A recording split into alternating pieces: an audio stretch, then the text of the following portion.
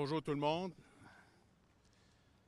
J'entends la déception des femmes et nous sommes sensibles à leur désarroi, leur crainte et leur appel à l'aide.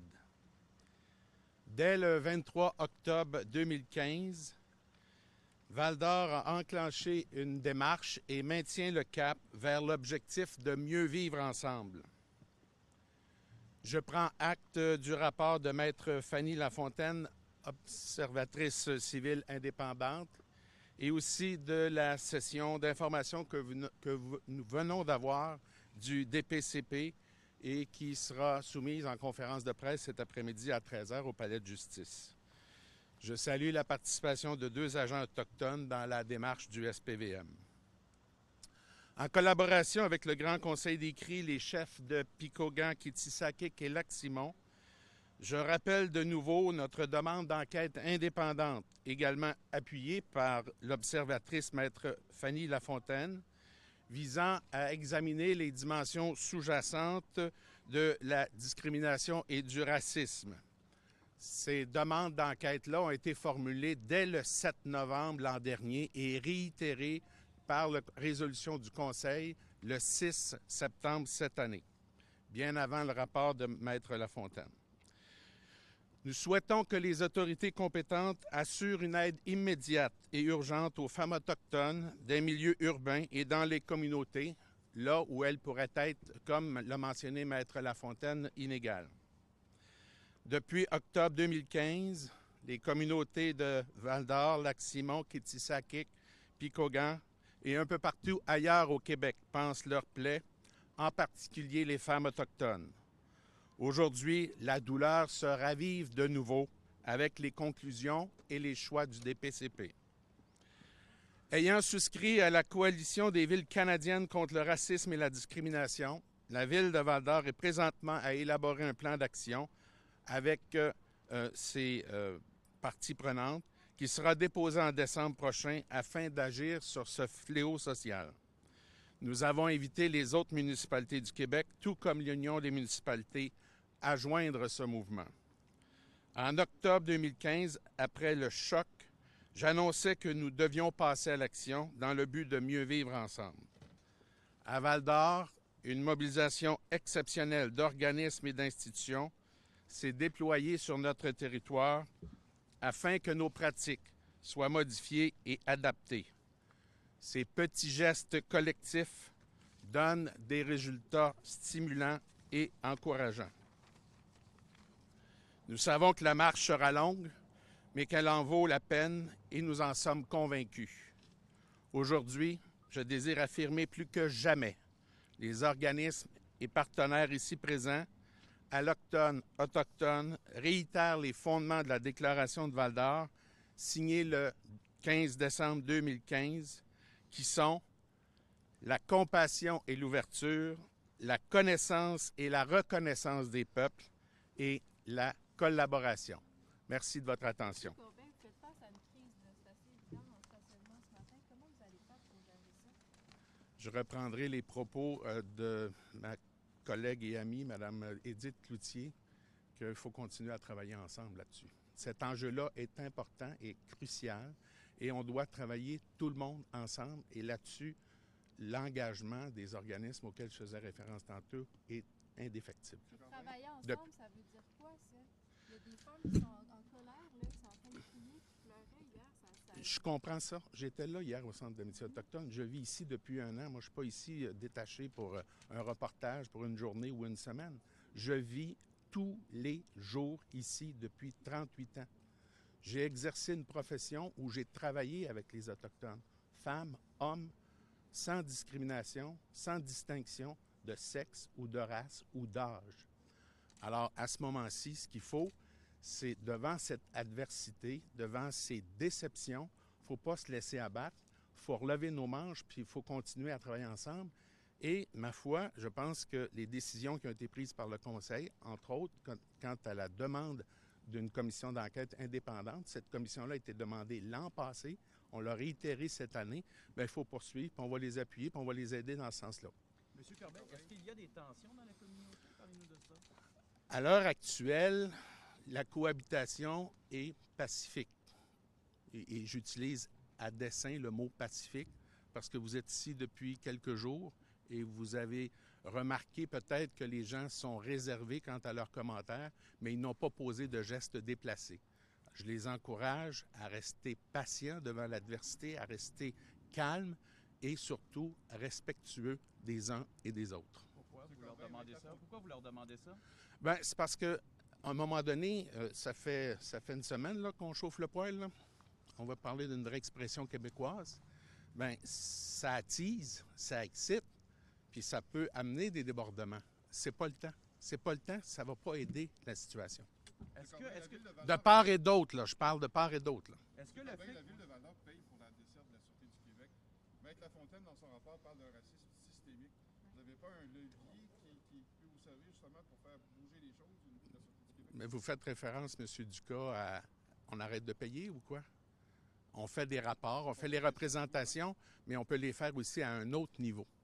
La commission qui est demandée pour rétablir la confiance, on y souscrit 1 an avant le rapport, on y souscrit en partenariat avec ce qui avait été demandé par les chefs locaux de Lac-Simon, Kétisakik, le Grand Conseil des Cris, l'Assemblée des Premières Nations du Québec et du Labrador également. On est là, on est avec eux autres, puis on veut essayer de faire la lumière là-dessus pour justement rétablir ce climat de confiance-là. Est-ce qu'il y a des travailleurs sociaux dans les autos avec les policiers de la SQ? Oui, madame. Il y en a dans toutes les voitures?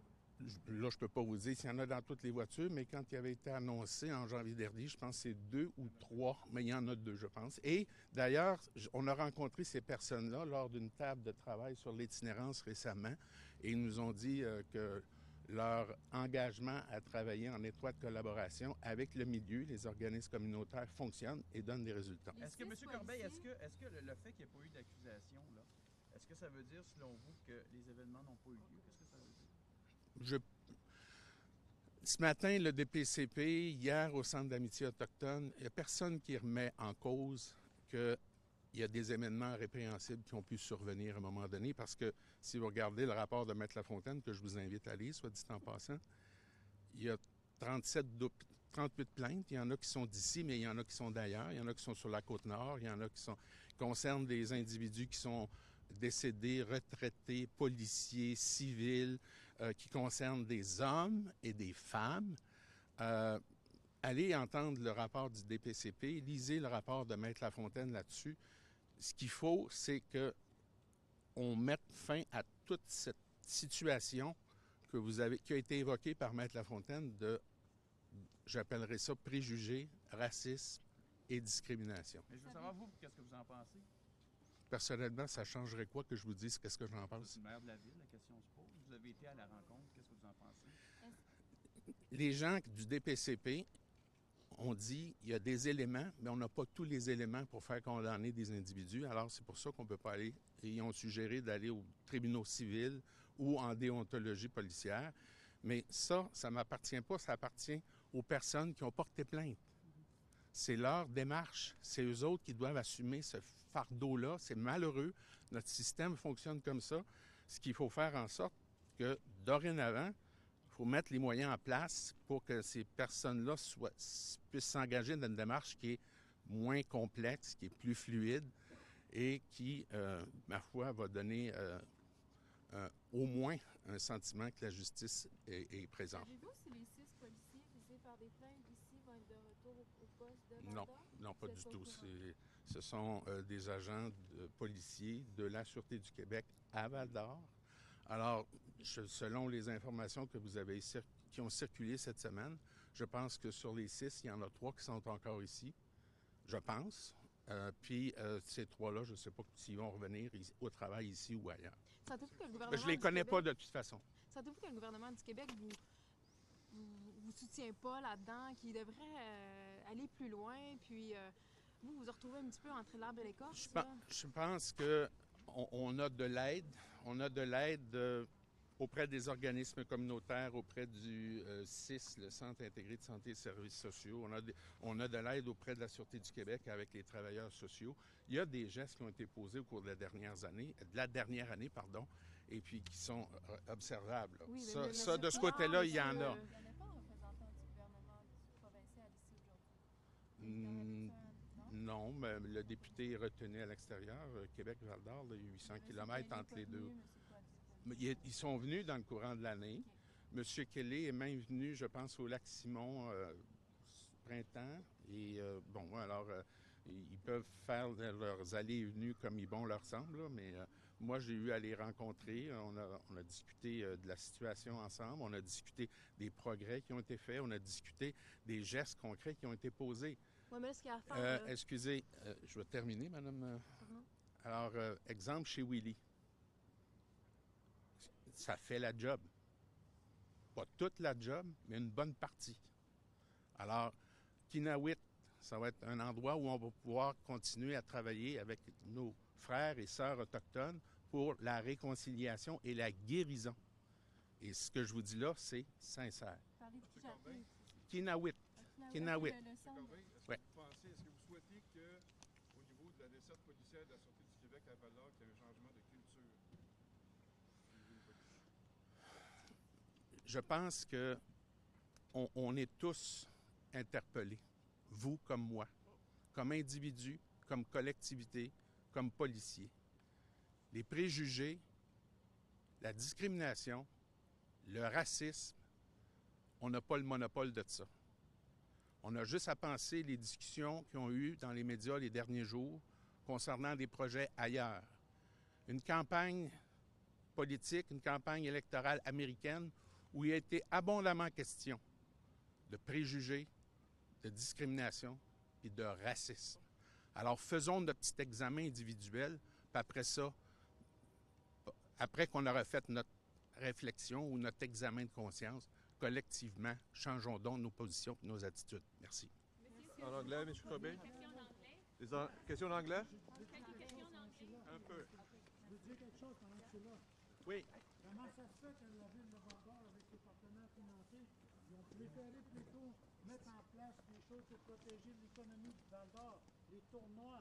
Ça a été la première chose que on a vu passer, nous autres. Okay? Tout ça, là, c'était plus important. L'argent était plus important que les femmes. C'est ça qui est arrivé à Val-d'Or.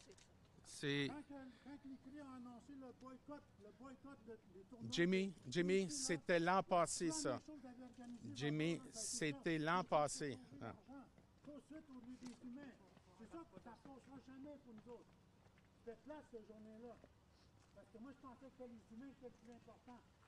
Après ça, vous avez approché les communautés pour dire il faut faire des ententes avec les autres. Tout d'un coup, on était considérés. On était considérés comme des partenaires tout d'un coup dans un projet de faire une paix sociale. Il ne peut pas avoir de paix sociale si on n'est pas capable, de reconnaître dans le passé que ça s'est passé. En 98, ça s'est passé. En 1970, ça